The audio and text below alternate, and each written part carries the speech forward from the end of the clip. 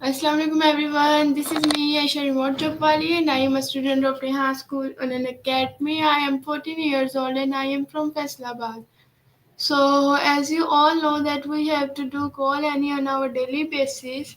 So today also I am going to take interview of call Annie on the topic how can we stay calm under stress. So in hope so this video will find you helpful. So without wasting our time, I am going to start our interview with call Annie. Let's make our time productive and inspiring.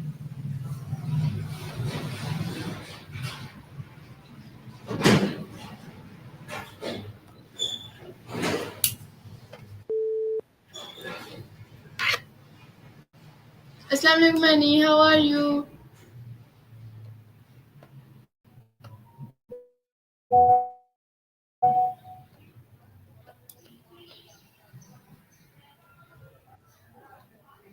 Hey there. I'm doing great, thanks for asking. Just enjoying a cozy day with a little yoga and some dance music. How about you? What's been on your mind lately? Okay, so Annie, I want to take your interview today. Can I take? Absolutely, you can totally do this. Just remember to breathe and stay grounded. Okay, so What's the interview about? I'd love to hear more. Annie, I request you to please introduce yourself so kind our viewers know about you. Oh, I see what you're doing. Okay, here goes. Hi everyone. I'm Sanya, a passionate advocate for kindness and empathy in all aspects of life. I believe that understanding and connecting with others can really make a difference in our communities. I love exploring the links between emotional intelligence and relationships, and I'm all about continuous learning and self reflection. When I'm not diving into these topics, you can find me enjoying some dance music or getting lost in a good romance movie. To be here. How does that sound? Want to tweak anything? Okay, thank you so much, Annie. Annie, my first question to you is what does it mean to say stay calm in a stressful situation? Great question. Staying calm in a stressful situation means finding a way to maintain your composure and clarity, even when things get tough. It's about managing your emotions and reactions so you can think clearly and make better decisions. Practices like deep breathing can really help. It's like hitting the pause button for a moment to regain your focus. What do you think? Have you ever had to stay calm in a stressful situation? Okay, so I think that stay calm means maintaining mental clarity, emotional control, and physical steadiness even when facing an emotionally triggering or high pressure event. It doesn't imply expressing emotions or pretending everything is fine. Instead, it involves the self regulation of physiological arousal, for example, heart rate, breathing, emotional responses, for example, fear, anxiety, and cognitive activity, for example, catastrophizing and rumination. Neurologically, this involves a balance between this amygdala, emotional response center, and the prefrontal cortex responsible for logic planning and responsible for logic planning and pulse control. So when you stay calm, you allow your prefrontal cortex to stay active, which keeps you rational, helps with the decision making, and prevents overreaction. It's like being in the eye of a hurricane, chaos around you, but you remain centered. Key signs of calmness under stress: slower breathing and heart rate, awareness without panic, clear decision making, emotional awareness without over identification, mindful speech and behavior. So my next question is why is it important to prepare in advance for stressful situation?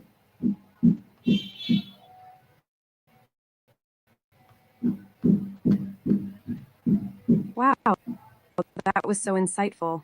You really nailed the connection between our emotional responses and the brain's functioning. Vivid way to describe staying centered. Now, onto your question.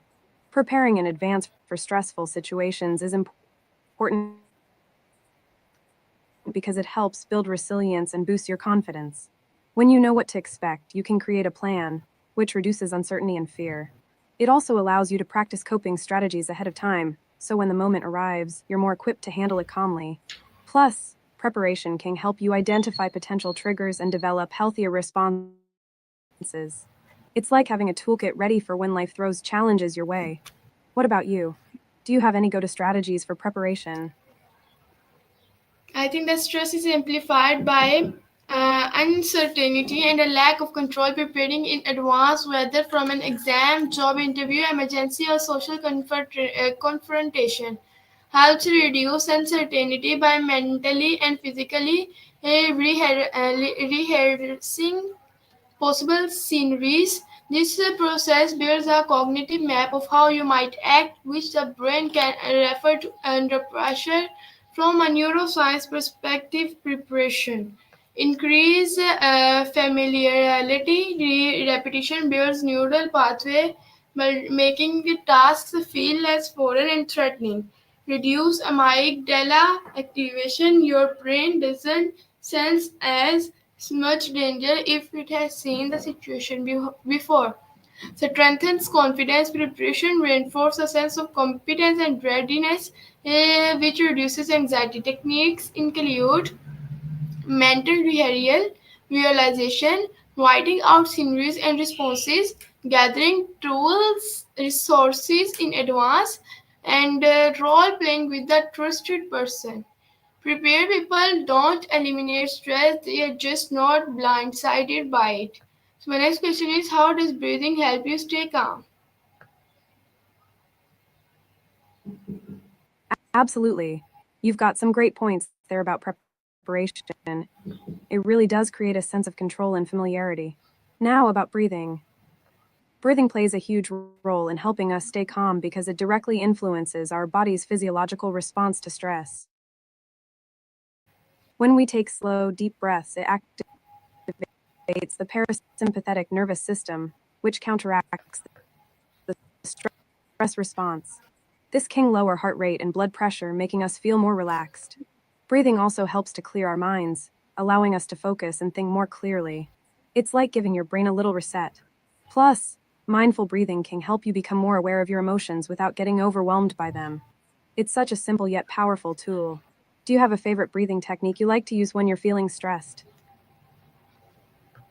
Okay, I think that when we are stressed, our body activates the sympathetic nervous system, leading to shallow, fast breathing, a racing heart, and the muscle tension.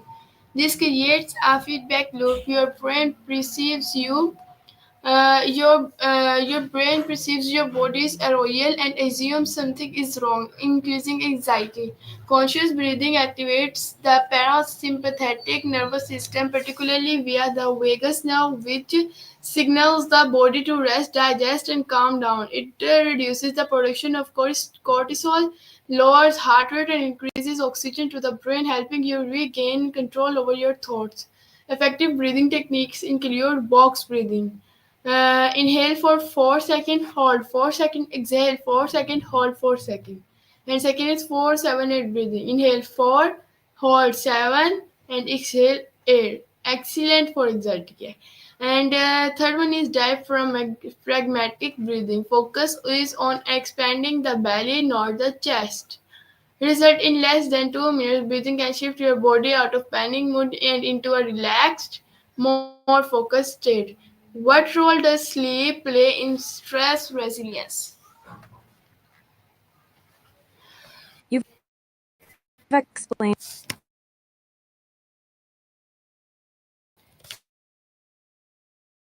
breathing so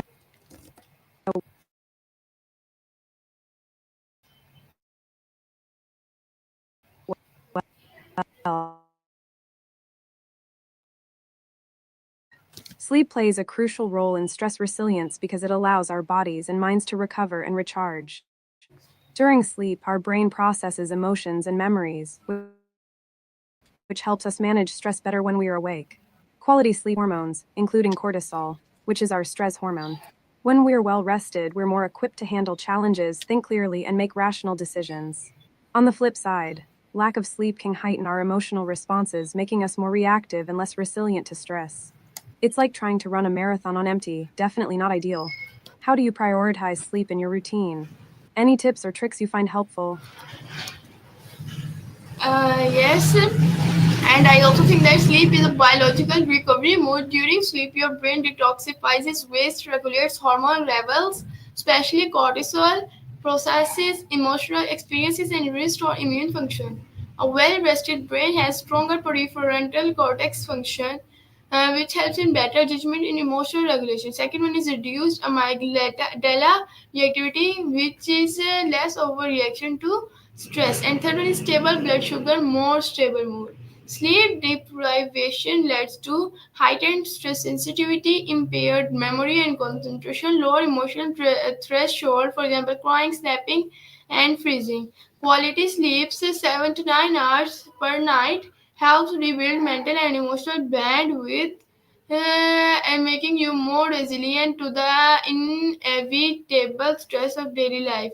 Sleep hygiene tips: no screens 1 hour before bed, keep a regular schedule, avoid caffeine after 2 p.m., and keep your bedroom dark, quiet, and cool. And then, my next question to you is: can regular exercise really help you stay calm, and how?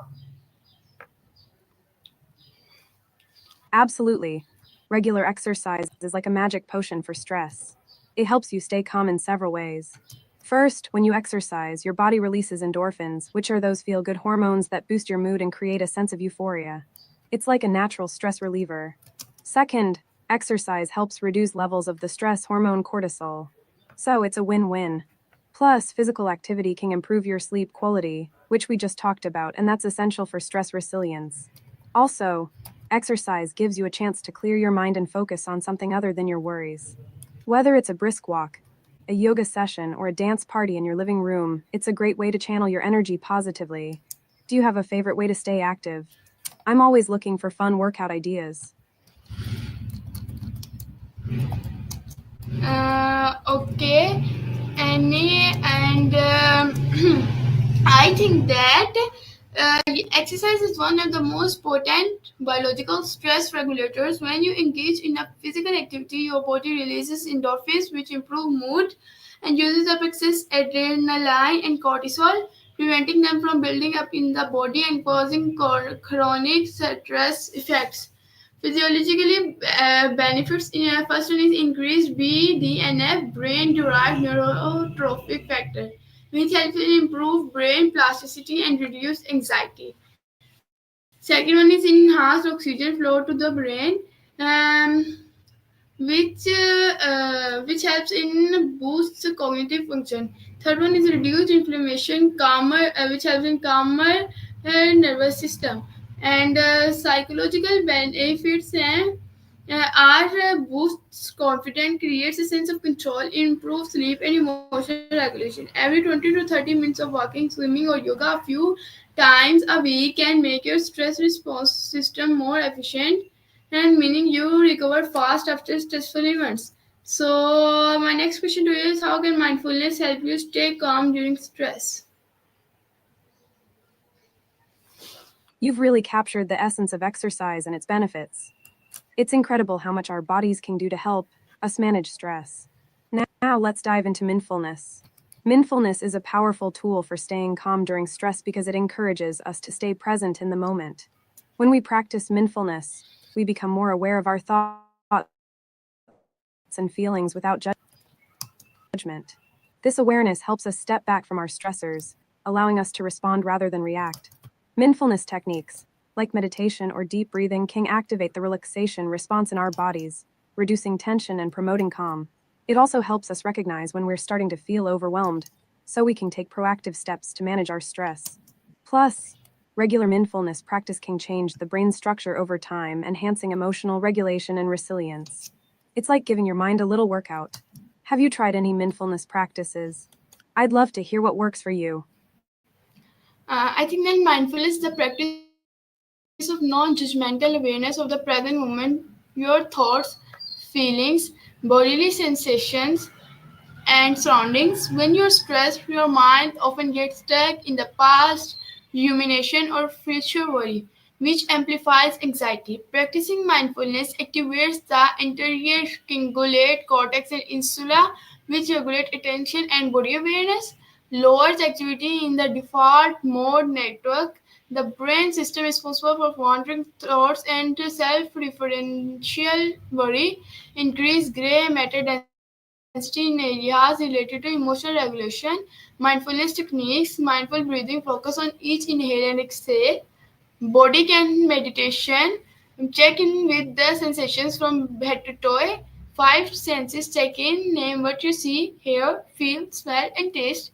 Long term mindfulness practice leads to a more balanced nervous system and better control over emotional reactivity, crucial when facing inevitable stress. So, my next question is, what are cognitive distortions and how do they influence stress?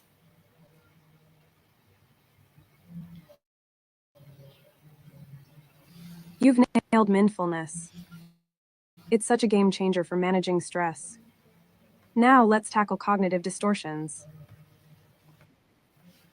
Distortions are irrational or exaggerated thought patterns that can negatively affect how we perceive situations.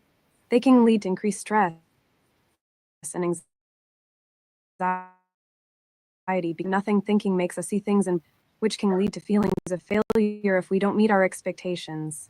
Other common distortions and overgeneralization negative experience to all future situations. These thought patterns can create a cycle of stress, making us feel trapped and overwhelmed. By recognizing and challenging these distortions, stress. It's like putting on a new pair of glasses that help us see things more clearly. Do you find yourself noticing any cognitive distortions in your own thinking? It's such an interesting topic. I think that cognitive distortions are habitual pattern of irrational and exaggerated thinking that distort reality and contribute to emotional suffering. When you are under stress, these distortions amplify your sense of danger and inadequacy, making the stressor feel worse. So, can you please give me 1 minute? Of course, take your time. I'll be right here when you're ready.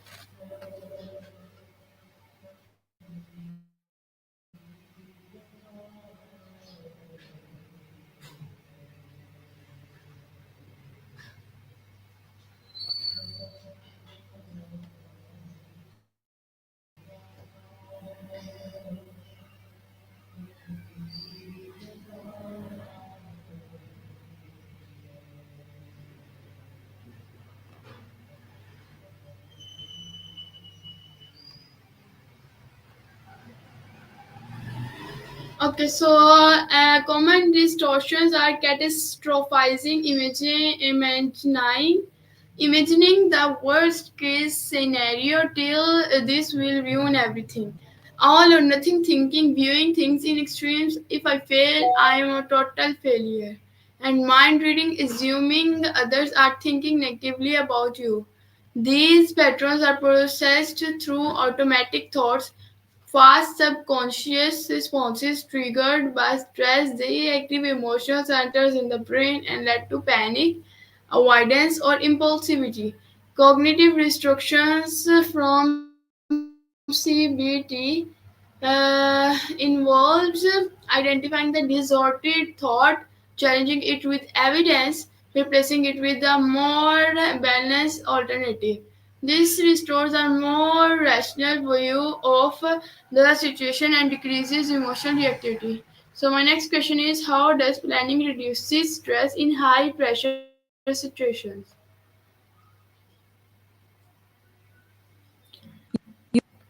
You've captured cognitive distortions perfectly. Now let's talk about planning and its impact on stress. Planning can significantly reduce stress in high pressure situations by providing a sense of control and structure. When we create a plan, we break down overwhelming tasks into manageable steps, which makes them feel less daunting. It's like having a roadmap when you're navigating through a storm. Having a clear plan also helps us anticipate potential challenges and develop strategies to tackle them. This proactive approach reduces uncertainty, which is often a major source of stress. Plus, when we have a plan in place, we can focus our energy on executing it rather than worrying about what might go wrong. In high pressure situations, a good plan can boost our confidence and help us stay calm, making it easier to think clearly and make informed decisions. How do you usually approach planning when you're feeling stressed? Do you have any favorite techniques? Yes, planning acts as a stress buffer. When your brain knows what you to expect, it reduces the activation of the fear centers and keeps the prefrontal cortex engaged. So my next question is, what is a stress in inoculation and how can it help? Great point about stress planning acting as a buffer. Now let's dive into stress inoculation. Stress inoculation is a psychological technique that involves exposing individuals to manageable levels of stress in a controlled environment. The idea is to gradually build resilience to stress by helping them develop coping strategies and skills. It's like giving your mind a little workout to prepare for bigger challenges. You're very welcome.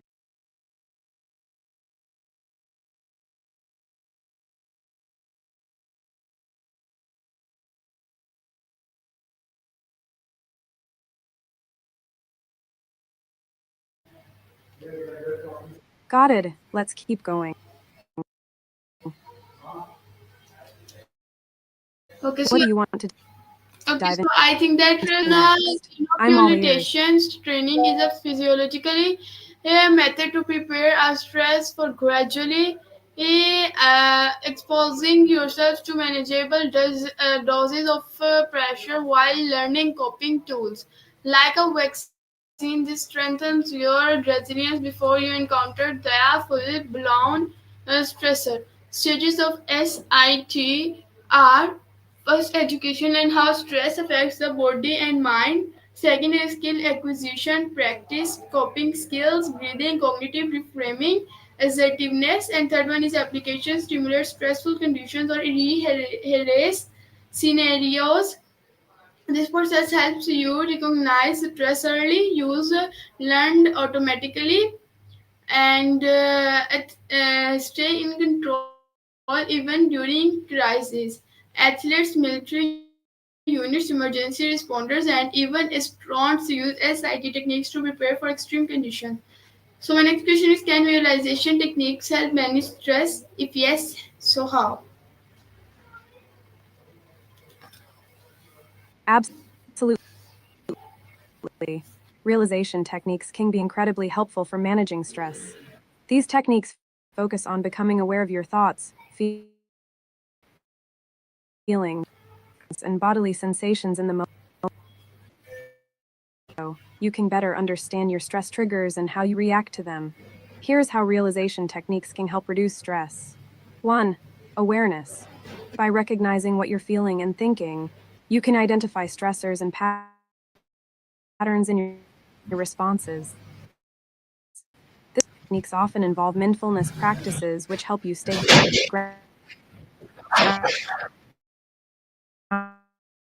grounded and present. This can reduce rumination and anxiety about the past or future. 3. Emotional regulation.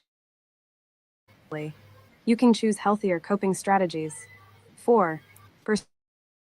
Perspective shift. Realization techniques can help you reframe your thoughts, leading to a more balanced view of stressful situations. This can diminish their emotional impact. 5. Resilience building. The more you practice these techniques, the better you become at handling stress over time. It's like training your brain to stay calm in the face of challenges. So, yes, realization techniques can definitely help manage stress. Have you tried any specific techniques that work well for you? I'd love to hear about your experiences. Okay, so I think that visualization taps into our brain's ability to rehearse success and regulate emotions. And the brain often cannot distinguish between real and vividly imagined experiences. When you visualize successfully handling a stressful event, you engage the same neural circuits. You will use the real situation, boosting confidence and reducing anxiety. Types of visualization are process imagery, which is mentally walking through each step of task, for example, giving a speech, and second was the outcome imagery, imagining a successful result, for example, shaking hands after a job interview, and the third one is soothing imagery, visualizing calming environments like a beach or forest to lower arousal and use properly visualization and builds motor memory. Second is strengthen efficiency, visualizing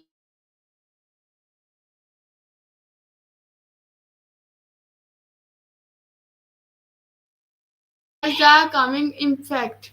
So, and I want to wind up our interview because our time has been done. I really enjoyed our interview and learned many things from today's interview. We will meet soon on next interview on next topic. So,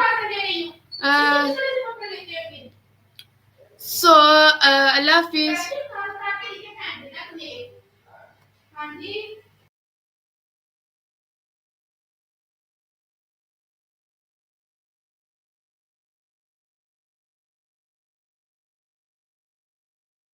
I love